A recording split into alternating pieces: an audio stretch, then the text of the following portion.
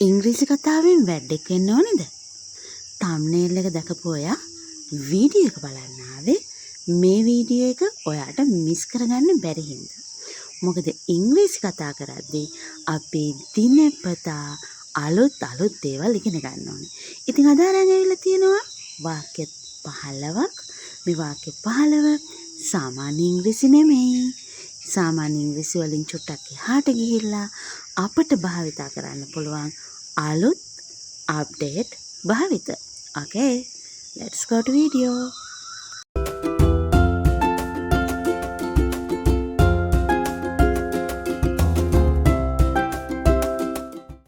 අපිට කියන්න ඕනේ මට රස්සාවක් හම්බුණා.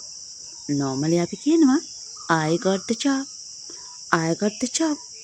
හැබැයි අපිට මේක කියන්න පුළුවන් I got the gig. gig එකක් කියන්නේ ඔයාලා දන්නවද ඔය Fiverr අය මොනවද තියෙන්නේ? ඔය ෆ්‍රීලාන්සින් සර්විස් වල මට මතක හැටියට Fiverr වල තමයි අපි අපේ ප්‍රොෆයිල් එකට අපි අපේ විස්තර දාන ප්‍රොෆයිල් එකට කියනවා gig එකක් කියලා.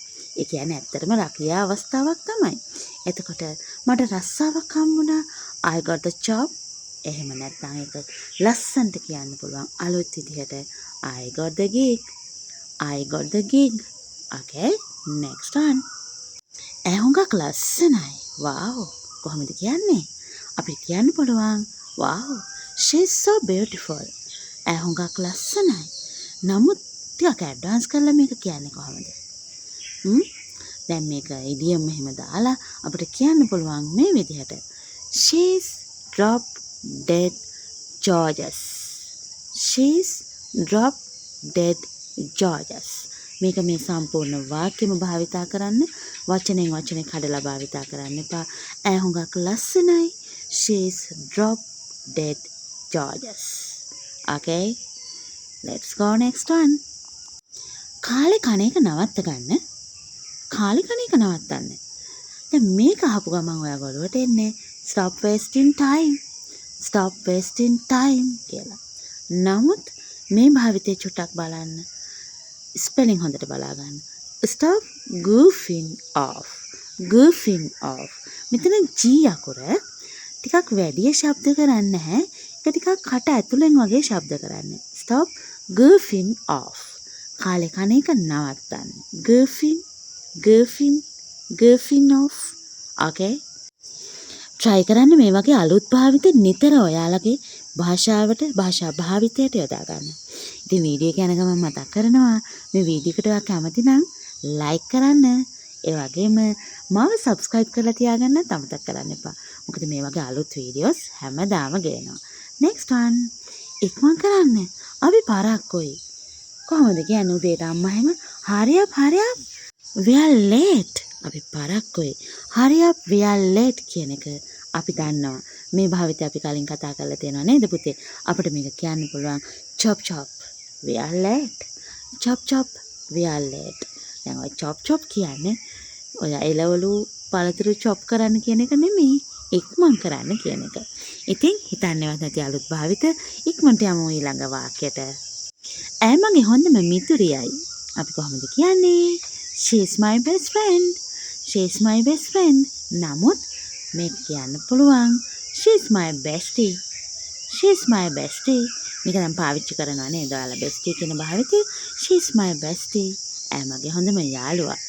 ඒ භාවිතය ටිකක් අලුත් නැති හින්දා දන්න නිසා ඉක්මන් කරලා අපි අනිත් වාක්‍ය බලන්න. කාට හරි අපිට කියන්න ඕනේ ඔයා මාව හිනැස්සුවා. you make me laugh. you make me laugh. එහෙමනේ කියන්නේ. නමුත් you crack me up. අහලා තියෙනවද? ඔය ට්‍රැක පයින්නවා කියන්නේ. ඒ ට්‍රැක නෙවෙයි මේ. you crack me up. ඔයා මාව හිනැස්සුවා. crack me up. Okay? නේද? හිනස්සවන මිත්‍රෝ ඉන්න එක ඇත්තටම හොඳයි. next one. ඔහු බැන්දානේ. එයා අමාරුවේ වැටුණානේ. අපි කියන්නේ ගෙසතියා බැන්දානේ. කොහොමද කියන්නේ? ඔහු බැන්දා. he got married. නමුත් මේක ටිකක් කියන්න පුළුවන්. අපි මීට කලින් ආකාර දෙකක් කතා කරලා තියෙනවා. අද අලුත් ආකාරයක්. he got hitched. පැටලෙනවා. ඔය අපි කියන්නේ පැටලෙනවා කියලා. බඳිනවා කියන්නේ ඉතින් පැටලීමක්ම තමයි නේද? He got hitched. Okay. ඒ භාවිතා කරලා බලන්න. අපි යමු ඊළඟ වාක්‍යය බලන්න. ඉක්මනට මන් යන්නේ. කොහොමද කියන්නේ? I'm going to sleep now. එහෙම නැත්නම් I gonna sleep now. දැන් going to කියන භාවිතයට gonna කියන එක අපිට භාවිතා කරන්න පුළුවන්. මේ භාවිත අපි කතා කරලා තියෙනවා gonna, වන්න, දුන්නෝ මේ භාවිත. ඉතින් මම යන්නේ. I'm gonna sleep now. මේක තව විදිහකට කියන්න පුළුවන්. නේද? I gonna crash out. I gonna crash out. crash වෙනවා කියනවා අතුරුදහන් වෙනවට. ඉතින් මන් යන්නේ. I gonna crash out. මේ භාවිත ගොඩක් වෙලාවට ඔය native speakersලා ඉංග්‍රීසි මව් භාෂාව වෙච්ච අය කතා කරනවා. ඒකනේ සමහර වෙලාවට අපට ඔය ඉංග්‍රීසි මව් භාෂාව වුණු අයගේ ඉංග්‍රීසි තේරෙන්නේ නැත්තේ. මොකද අපි තාමත් old version එකේ එල්ලලා ඉන්න හින්දා. ඉතින් අලුත් භාවිත හොරු වෙන්න ඕනේ. අලුත් දේවල් අපි ඉක්මනට යමු. ඊළඟ වාක්‍ය බලන්න. අපිට කියන්න ඕනේ ඒක නියමකාර එකක්. nice car.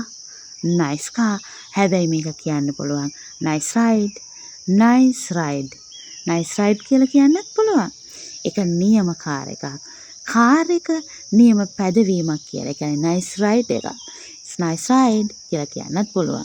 කාර් වලට පිස්සුවෙන් වගේ ආදරය කරන මිනිස්සු ඉන්නවා. අනුන්ගේ කාර් එකක් දැක්කත් ආස හිතෙන, ආදරය කරන. ඉතින් nice ride නියම කාර් එකක්. next one. මම ඔයගේ sunglass වලට කැමතියි. කොහොමද කියන්නේ? I like your sunglasses. I like your sunglasses. ඒක නම් ඉතින් 3 පන්ති දරුවෙකුටත් කියන්න පුළුවන්. හැබැයි මෙහෙම කිව්වොත් I like your shades. shades. I like your shades. මම ඔයගේ sunglass වලට කැමතියි. shades කියලා භාවිතා කරන්න පුළුවන් sunglasses වලට. Okay. next one. උත්සාහයක් දරන්න. උත්සාහයක් ගන්න. කොහොමද කියන්නේ? give it a try. give it a try. නමුත් give it a shot කියලාත් මේක කියන්න පුළුවන්. give it a shot ටිකක් අලුත් විදිහට give it a try. උත්සාහ කරන්න, උත්සාහයක් ගන්න. give it a shot. අලුත් භාවිතයක් නේද? මට හුඟක් මහන්සි අපිට කියන්න පුළුවන් I'm so tired. එහෙම නැත්නම් I'm exhausted. I'm exhausted. මට හුඟක් මහන්සි. හැබැයි මේක තවත් අලුත් විදිහකට කියන්න පුළුවන්. තවත් අලුත් කරලා I'm gonna sap. I'm gonna sap. මට හුඟක් මහන්සි. I'm gonna sap. ඉතින් මේ භාවිත ඔයාලා වීඩියෝ එක බලලා නිකන් අමතක කරලා දාන්න එපා. ඔයාලගේ දෛනික කතාවට හුරු කරගන්න. ඔයාලගේ කටට හුරු කරගන්න. තව කෙනෙක් කිව්වහම ඒ මොකද ඒ කිව්වේ කියලා කට ඇරන් බලන් ඉන්නේ නැතුව මේ අලුත් භාවිතා කරලා හුරු වෙන්න. මොකද දැන් මේ දවස්වල තරුණ පරම්පරාව ගොඩාක් උනන්දුයි ඉංග්‍රීසි ඉගෙන ගන්න. ඉතින් අපි ඒ කාලේ ඉගෙන ගත්ත ඕල්ඩ් ඉංග්‍රීසිම ඉගෙන ගන්න ඕනේ. අපේ දෙමව්පියෝ ඉගෙන ගත්ත ඕල්ඩ් ඉංග්‍රීසිම ඉගෙන ගන්න ඕනේද? නෑ. අලුත් භාවිත මේ දේවල් ඉගෙන ගන්න. මං තරහයි. I'm angry. එහෙම නැත්නම් I'm annoyed. I'm annoyed. මං තරහයි. I'm pissed off. I'm pissed off කියන්නත් පුළුවන්. මං තරහයි. I'm pissed off. තරහයි නේ. ඔය පුංචි ළමයි එහෙම දවසට 10-12 වතාවක් තරහ වෙන්නේ. I'm annoyed. I'm pissed off. මං තරහයි. ඇත්තටම කනස්සල්ලේ. She's really upset. She's really upset. ඇත්තටම කනස්සල්ලේ. ඒක කියන්න පුළුවන්. She's really bummed. She's really bummed. ඇත්තටම කනස්සල්ලේ. bummed up කියන එක අපි කතා කරා කලින් වීඩියෝ එකේ. ඔය ඔළුව හැප්පුණා, ඔළුව වැදුනා, කවුරු හරි අහම්බෙන් හම්බුණා කියන එකට අපිට bummed up කියන භාවිතය යොදා ගන්න පුළුවන්. නමුත් මෙතන කනස්සල්ල කියන එකට අපි යොදා ගන්නවා bummed. She's really bummed. ඇත්තටම කනස්සල්ලේ. මම ඔයගේ සපත්තු වලට කැමතියි. I like your shoes. I like your shoes. මම ඔයාගේ සපත්තු වලට කැමතියි. ඒක කොහොමද කියන්නේ? I like your kicks.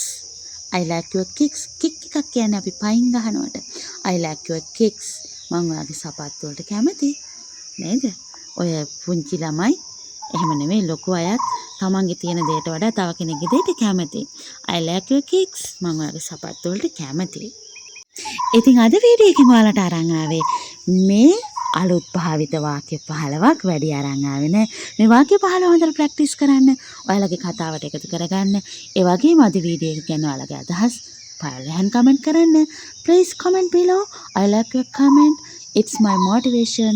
I really like read your comments. Okay? මම ගොඩක් කැමති ඔයාලගේ කමෙන්ට් කියවන්න. ඒ වගේම යුකිත් එක්ක එකතු වෙලා ඉංග්‍රීසියේ දුර ගමනක් යන්න Learn with Yuki YouTube channel එක මගේ channel එක subscribe කරලා තියාගන්න. ඒ වගේම channel එකේ පරණ videos බලන්න, අලුත් videos ඔයාලට ළඟටම ගෙන්න ගන්න, notification on කරලා තියාගන්න. අපි WhatsApp group එකත් එක්ක එකතු වෙන්න. ඒ වගේම Facebook page එක, TikTok එනුම. ඉතින් මේ දේවල් එක එකතු වෙලා ඉංග්‍රීසියේ දුර ගමනක් යන්න එකතු වෙන්න. අපේ social media වල links පල්ලෙහා description එකේ තියෙනවා. ඒ වගේම අපේ YouTube channel එක ගැන Montessori packages ගැන මේ දේවල් ගැන දැනගන්න WhatsApp message එකක් දාන්න. එහෙම නැත්නම් WhatsApp group එකත් එක්ක එකතු වෙලා ඉන්න. එහෙනම් අද වීඩියෝ එක බලවට ගොඩාක් ස්තුතියි. Thanks for watching. Don't forget comment, like and share. Please subscribe me. Okay, bye bye. See you again.